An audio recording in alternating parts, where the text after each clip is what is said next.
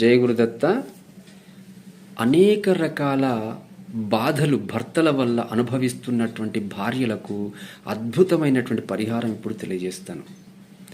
భర్త తాగుబోతుగా మారి, తిరుగుబోతుగా మారి, వ్యసనపరుడై ఇంటికి వచ్చి నానా రకాలుగా హింసిస్తున్నటువంటి భర్తలను, అవమాన పెడుతున్నటువంటి భర్తలను, అనుమానిస్తున్నటువంటి భర్తలను కూడా వశం చేసుకునేటువంటి గొప్ప మంత్రాన్ని, గొప్ప తంత్రాన్ని, పరిహారాన్ని ఇప్పుడు మీకు తెలియజేస్తాను.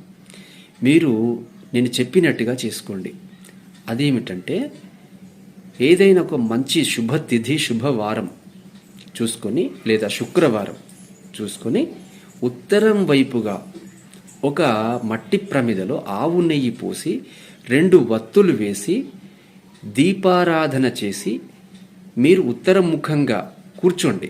ఉత్తరంలో దీపం పెట్టి ఉత్తరముఖంగా కూర్చొని ఆ దీపం ముందు మీ భర్త యొక్క కర్చీపును పెట్టి ఓం నమో మహాయక్షిణ్యై నమః మమ పతిం, తర్వాత మీ భర్త యొక్క పేరు చెప్పుకొని మే వశం కురు కురు మే స్వాహ అనేటువంటి మంత్రాన్ని 21 సార్లు ఆ దీపం ముందు ఉచ్చరిస్తూ ఇలా రాత్రి 10 గంటలకు మాత్రమే చేయాలి.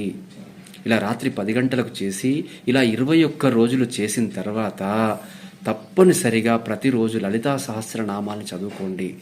అలా చేస్తే గనక ఎలాంటి భర్త అయినా కూడా, ఎంత వ్యసనపరుడైనా కూడా మీకు తప్పకుండా వశమవుతాడు. మీ కుటుంబము, మీ దాంపత్యం సుఖంగా ఉంటుంది. జయ గురుదత్త.